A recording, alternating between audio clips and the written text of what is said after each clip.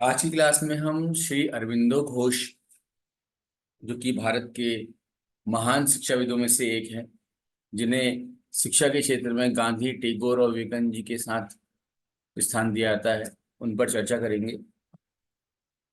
अरविंदो की बात अगर हम करते हैं तो अरविंदो घोष भारत के एक बहुत ही प्रसिद्ध आदर्शवादी दार्शनिकों में से एक हैं। आदर्शवादी दार्शनिक यानी कि आदर्शवाद का अर्थ क्या है, ये आप लोग सब जानते ही हैं। आपने आदर्शवाद पढ़ा हुआ है, क्लास में मैंने पढ़ाया है आप लोगों को। लिखिएगा, अरविंदो अरविंदो भारत के प्रसिद्ध आदर्शवादी दार्शनिकों में से एक हैं दार्शनिकों में से एक हैं जिन्होंने समेकित शिक्षा, इंटीग्रल एजुकेशन, जिन्होंने समेकित शिक्षा और समेकित विद्यालय का एक प्रसिद्ध विचार प्रस्तुत किया है।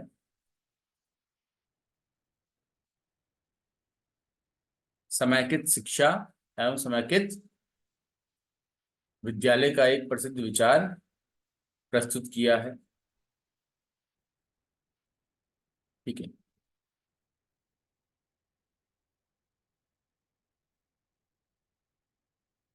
नीचे आइएगा। जन्म, अरविंदो का जन्म या श्री अरविंदो का जन्म 15 अगस्त 1872 में श्री अरविंदो का जन्म 15 अगस्त 1872 में कलकत्ता, ब्रैकेट में बंगाल,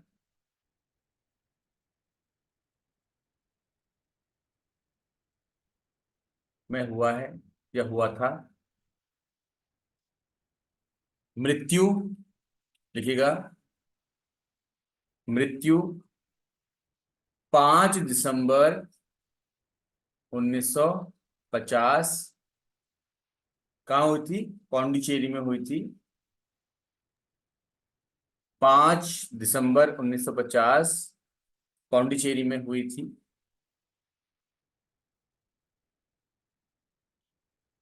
गुजरात के बड़ौदा विद्यालय में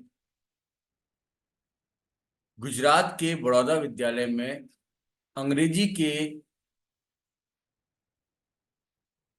के प्राध्यापक के रूप में इन्होंने 1893 में, 21 साल की आयु, मतलब देखो 21 साल में आज बीए बीएससी हो रहा है इंसान का, ये प्रोफेसर बन गए। क्यों?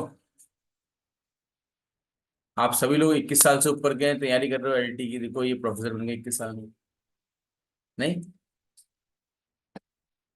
तो उस समय आराम से नौकरी मिल जाती थी पढ़े लिखे लोगों को। आज तो सही पढ़े लिखे हो गए हैं।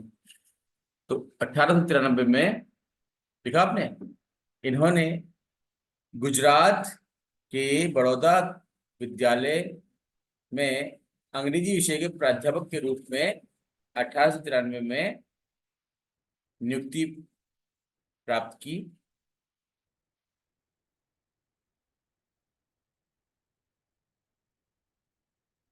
इन्होंने इन्होंने सुप्रसिद्ध सुप्रसिद्ध अरविंदो आश्रम की स्थापना पौंडीचेरी में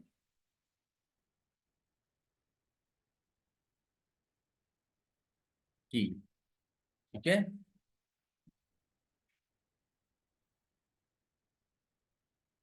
लिखिए,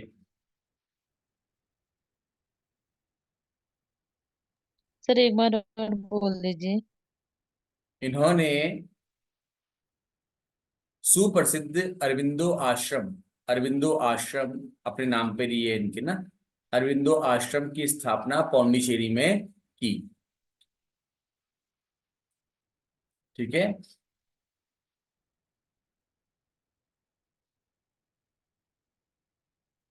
जी हाँ, लिख ली। लिया,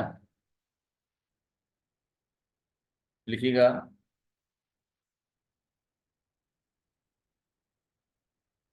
अरविंदो शैक्षिक विचार लिखिए, शैक्षिक विचार। अब ये शिक्षा के लिए क्या सोचते थे, थोड़ा बात कर लेते हैं। देखो मैं फिर से बोलना बताना चाहूंगा, हमारे सिलेबस में सिर्फ thinkers and there educational contribution यही है ना। तो मैं बहुत डिस्कस नहीं कर रहा हूँ, नहीं तो अरविंदो के बारे में डिस्कस करने के लिए बहुत और भी कुछ है। ठीक है, ये बहुत बड़े आध्यात्मिक गुरु थे, तो उसके लिए इन्होंने कुछ क्रम दिए हैं, है ना। इसको अनुलोम विलोम, या फिर कह लीजिए आपका असेंडिंग डिसेंडिंग जो कह लीजिए, है ना, कि कैसे इंसान आत्मा से जीव की ओर जाता है, कैसे जीव से आत्मा की ओर जाता है, ये बहुत कुछ दिया हुआ है, उस पर मैं चर्चा नहीं कर रहा हूँ। इसलिए यहाँ पर बताया आपको कि आप फर्दर किसी वीडियो में देखोगे तो वहां पर बहुत डिटेल मिलेगी आपको। तो आप सोच सकते हैं कि सर ने तो ये बताया नहीं, क्योंकि मैं सिर्फ और सिर्फ उतना ही डिस्कस करूंगा आपके साथ जितना आपके सिलेबस में है, और आपको भी वहीं तक फोकस रहना चाहिए। बाकी अगर आपको अरविंदो के बारे में बहुत कुछ जानना है तो मैंने खुद ही नेट की क्लासेस जो लेता हूँ मैं, उसमें बनाया है वीडियो इनके पूरे दर्शन का, सर्वांग दर्शन, इनके दर्शन को हम कहते हैं सर्वांग दर्शन। ठीक है, ये पूरा सर्वांग दर्शन मैंने वहां पर डिस्कस किया हुआ है, लेकिन वो आपके काम का ही नहीं है तो क्या फायदा है ना। इच्छा होगी पढ़ने की तो बता देना, मैं आपको वीडियो शेयर कर दूंगा। ठीक है, मैं इसलिए कह रहा हूँ ना कि कई लोग होते हैं कि अलग अलग वीडियोस भी देख रहे होते हैं साथ में, अच्छी बात है, तैयारी करनी चाहिए। लेकिन ये नहीं सोचना है कि हमको कि हम क्लास में कम पढ़ रहे हैं और कंटेंट बहुत ज्यादा है। कंटेंट तो आप समझ सकते हैं, गांधी पढ़ोगे आप अगर तो गांधी में तो बहुत ही कुछ मिल जाएगा पढ़ने के लिए, लेकिन हमें तो मेंशन किया है ना सिलेबस में उसने कि एजुकेशनल कंट्रीब्यूशन या कंट्रीब्यूशन इन एजुकेशन, तो एजुकेशन के कंट्रीब्यूशन है वही हमने डिस्कस करना है। Is that clear? तो लिखिएगा इसके अंदर आप, एक सच्ची शिक्षा केवल आध्यात्मिक नहीं होती। एक सच्ची शिक्षा केवल आध्यात्मिक नहीं होती, अपितु अपितु बौद्धिक और भौतिक भी होती है। बौद्धिक एवं भौतिक भी होती है। ठीक है, इसी को इसी को अर्थात आध्यात्मिक, बौद्धिक, भौतिक आदि सभी पक्षों को मिलाकर, आध्यात्मिक, बौद्धिक, बौद्धिक एवं भौतिक आदि सभी पक्षों को मिलाकर अरविंदो ने समैतिक शिक्षा का संप्रत्यय प्रस्तुत किया है। अरविंदो ने समैतिक शिक्षा का विचार, संप्रत्यय नहीं, विचार प्रस्तुत किया है।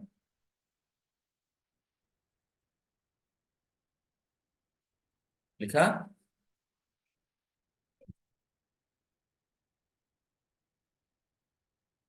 जिसमें अरविंदो ने शिक्षा के 5 स्वरूप, जिसमें अरविंदो ने शिक्षा के 5 स्वरूप स्वीकार किए हैं।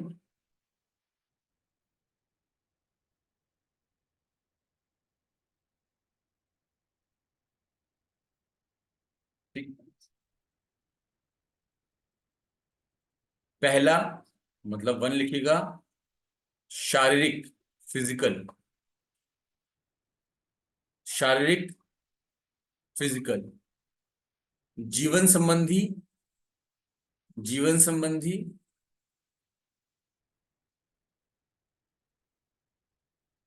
जीवन संबंधी, वाइटल।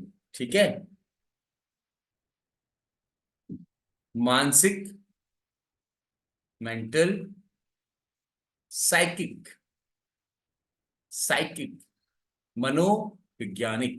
ये अंग्रेजी में भी लिखिएगा साथ में। अब अगर आपने शारीरिक लिखा है तो ब्रैकेट में फिजिकल, आपने जीवन संबंधी लिखा है तो वाइटल, आपने मानसिक लिखा है तो मेंटल, आपने मनोवैज्ञानिक लिखा है तो साइकिक, आपने आध्यात्मिक लिखा है तो स्पिरिचुअल।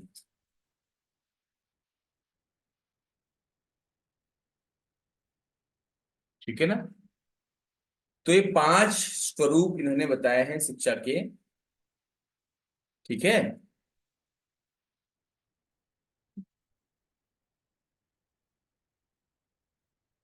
मैं लिखिएगा, शिक्षा या इस प्रकार की शिक्षा, इस प्रकार की मतलब कि समेटिक इंटीग्रल एजुकेशन, इस प्रकार की शिक्षा जीवन पर्यंत चलती है। इस प्रकार की शिक्षा जीवन पर्यंत चलती है। और शिक्षा का प्रत्येक स्वरूप ऑब्लिक पक्ष, और शिक्षा का प्रत्येक स्वरूप ऑब्लिक पक्ष एक दूसरे से संबंधित होता है, एक दूसरे से संबंधित होता है।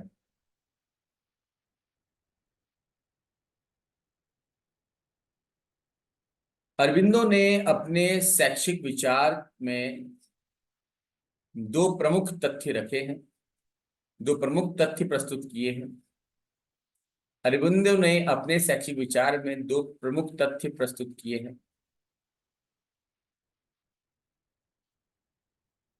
फर्स्ट यानी पहला, मनुष्य जीवन के 5 पक्षों को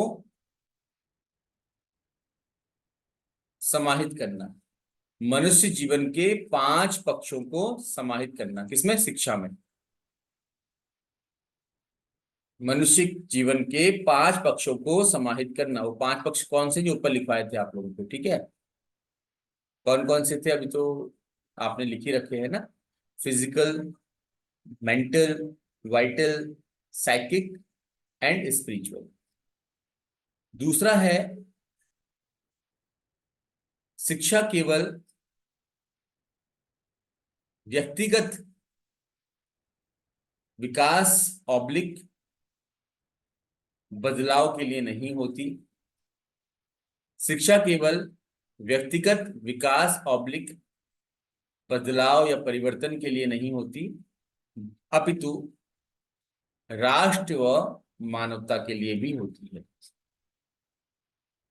अपितु राष्ट्र अथवा मानवता के लिए भी होती है।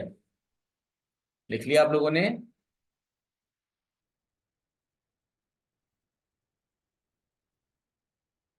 नेक्स्ट। यस। इस प्रकार शिक्षा का उद्देश्य, इस प्रकार शिक्षा का उद्देश्य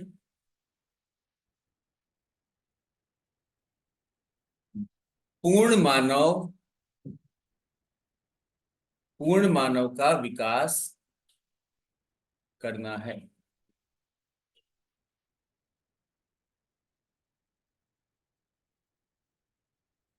इस प्रकार शिक्षा का उद्देश्य पूर्ण मानव का विकास करना है, जिससे कि मानव निर्माण का उद्देश्य प्राप्त हो सके, जिससे कि मानव निर्माण का उद्देश्य प्राप्त हो सके, जिससे कि मानव निर्माण का उद्देश्य प्राप्त हो सके।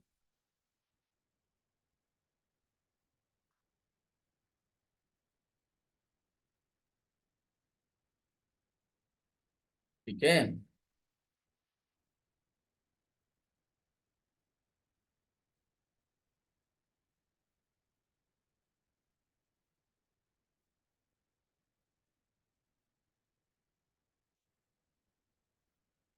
नेक्स्ट लाइन लिखिएगा, अरविंदो ने, अरविंदो ने शिक्षा के उद्देश्यों को 4 स्तर पर प्रस्तुत किया है। अरविंदो ने शिक्षा के उद्देश्यों को 4 स्तर पर प्रस्तुत किया है। पहला, चित्त, चित्त, मनस, बुद्धि एवं ज्ञान। चित्त, मानस, बुद्धि एवं ज्ञान।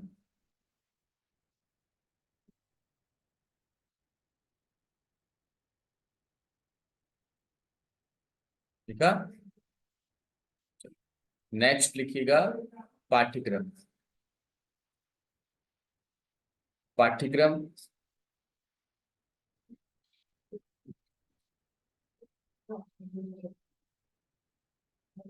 पाठ्यक्रम में सामाजिक गतिविधियों को शामिल करना। पाठ्यक्रम में सामाजिक गतिविधियों को शामिल करना।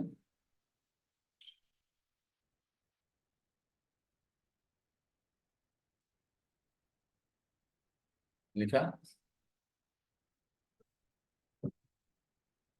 विविध प्रकार की गतिविधियों, विविध प्रकार की गतिविधियों, व्याख्यान,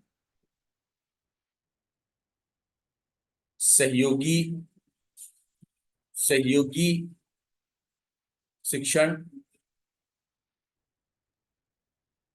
सर, सहयोगी से पहले क्या कहा? आदि विधियों का प्रयोग। कुछ पूछा आपने? हाँ, सहयोगी से पहले क्या कहा आपने?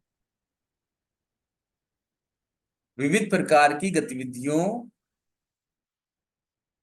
विविध प्रकार की गतिविधियों, व्याख्यान, सहयोगी गतिविधियों को शामिल करना।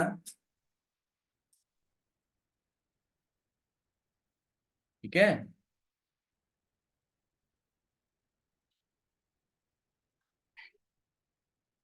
आगे लिखिएगा, ये करिकुलम के अंदर ही है सारा का सारा, करिकुलम के अंदर ही लिख रहे हैं आप अभी। हाँ,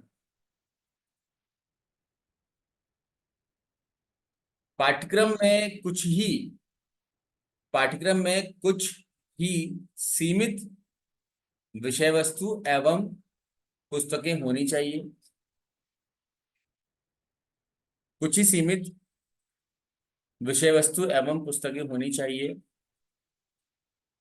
जो कि जो कि मानसिक एवं आध्यात्मिक विकास, जो कि मानसिक एवं आध्यात्मिक विकास के लिए सहायक हों।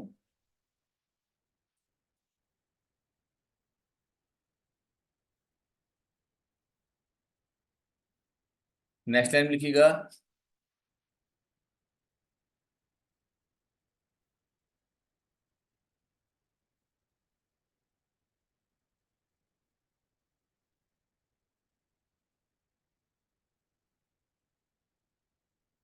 पाठ्यक्रम में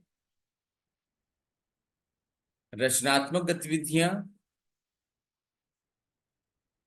रचनात्मक एवं रुचिकर, पाठ्यक्रम में रचनात्मक एवं रुचिकर व जीवन उपयोगी गतिविधियां शामिल हों।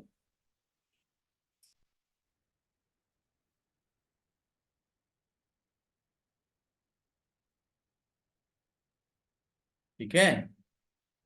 अब यहां पर इन्होंने 3 स्तर पर जो सब्जेक्ट होते हैं वो क्या होनी चाहिए बता रखे हैं। पहला स्तर लिखिएगा प्राथमिक स्तर पर, डैश प्राथमिक स्तर पर मातृभाषा, मातृभाषा अंग्रेजी, राष्ट्रीय इतिहास। प्राथमिक स्तर पर मातृभाषा, अंग्रेजी, राष्ट्रीय इतिहास, कला, पेंटिंग। स्पीड में लिखते हुए चलिएगा, हाँ, फिर छूटना नहीं चाहिए आप लोगों का, मैं बहुत हल्के बोल रहा हूं वैसे। सामान्य विज्ञान, सामाजिक अध्ययन व व गणित, अंक गणित। मातृभाषा, अंग्रेजी, राष्ट्रीय इतिहास, कला, पेंटिंग, सामान्य विज्ञान, सामाजिक अध्ययन एवं अंक गणित। सेकेंडरी स्टेज देखिए, द्वितीय स्तर, माध्यमिक स्तर, मातृभाषा अंग्रेजी फ्रेंच, मातृभाषा अंग्रेजी फ्रेंच, अंकगणित, कला, रसायन विज्ञान, भौतिक विज्ञान, वनस्पति विज्ञान, सामाजिक अध्ययन, शरीर विज्ञान तथा स्वास्थ्य शिक्षा। जिनमें मैंने टिक किया हुआ है इट मीन्स वो प्राइमरी में भी था ये आपका, जिनमें गोला किया हुआ है वो प्राइमरी में नहीं था। ठीक। मातृभाषा अंग्रेजी, फ्रेंच, अर्थ अर्थमेटिक यानी कि अंकगणित, कला, रसायन, भौतिक विज्ञान, वनस्पति विज्ञान, सामाजिक अध्ययन, शरीर विज्ञान एवं स्वास्थ्य शिक्षा। फिर लिखिए विश्वविद्यालय स्तर पर भारतीय एवं पाश्चात्य दर्शन, भारतीय एवं पाश्चात्य दर्शन, भारतीय एवं पाश्चात्य दर्शन, सभ्यता का इतिहास, सभ्यता का इतिहास,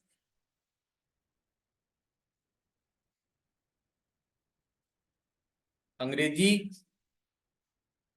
साहित्य, फ्रेंच, अंग्रेजी साहित्य, फ्रेंच, क्या बोलते हैं इसको, समाजशास्त्र, समाजशास्त्र, मनोविज्ञान, विज्ञान का इतिहास, विज्ञान का इतिहास, रसायन विज्ञान, भौतिक विज्ञान, रसायन विज्ञान, भौतिक विज्ञान, वनस्पति विज्ञान, अंतरराष्ट्रीय संबंध एवं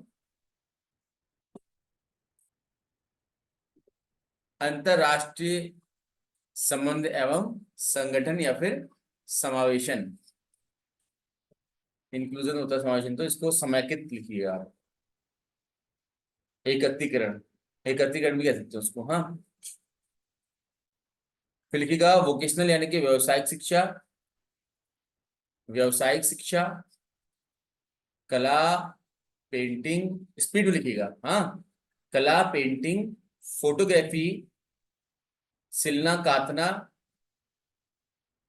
ठीक है, मूर्ति कला, मूर्ति कला, चित्रकला, टंकण, टंकण, अर्शलिपि, शॉर्ट हैंड को बोलते हैं ना, फिर कॉटेज इंडस्ट्री, कारीगरी, कारपेंट्री, नर्सिंग, नर्सिंग लिख देना इसको आप, मैकेनिकल को यांत्रिकी लिख सकते हैं,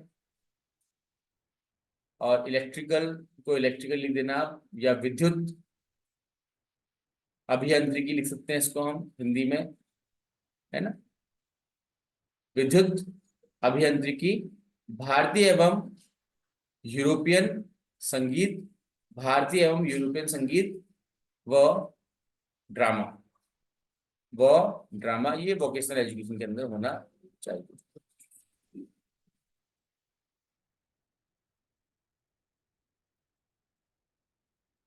अब विधियां, ये तो था करिकुलम अभी तक आपका।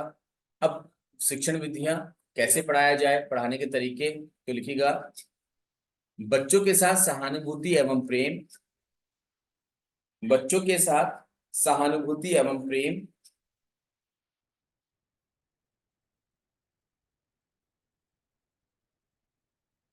मातृभाषा में शिक्षा, मातृभाषा में शिक्षा,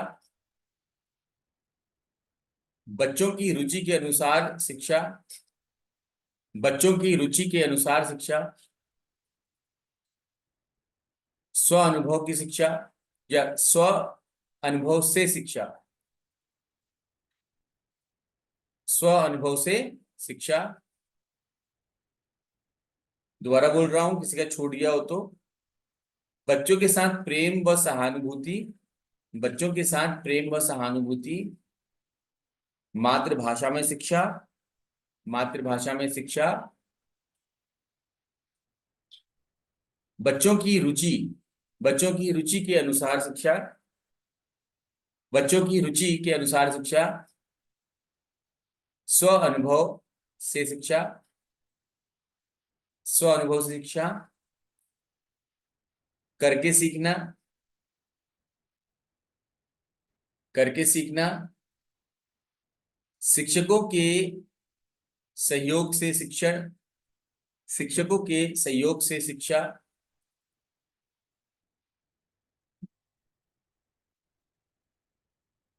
लिखिए।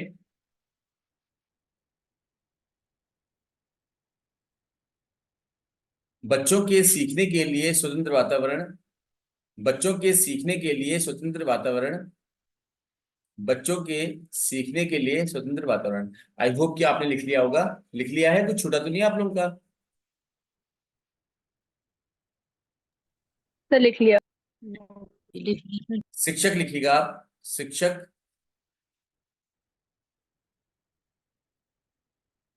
लिखिएगा, सुगमकर्ता एवं मार्गदर्शक के रूप में, सुगमकर्ता एवं मार्गदर्शक के रूप में। ठीक है, सुगमकर्ता एवं मार्गदर्शक के रूप में।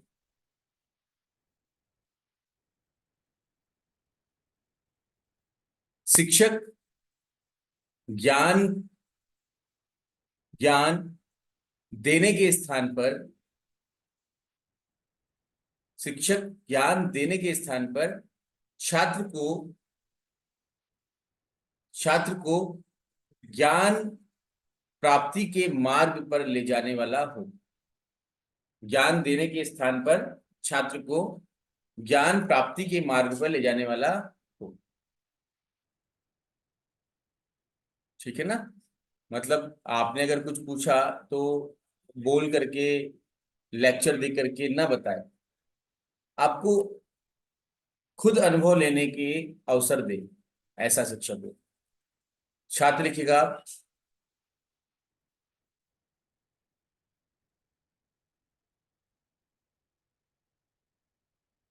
छात्र लिखिएगा, जिज्ञासु एवं क्रियाशील,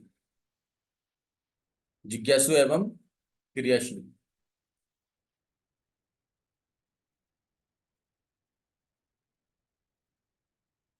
ठीक है, सीखने के लिए तत्पर, सीखने के लिए तत्पर।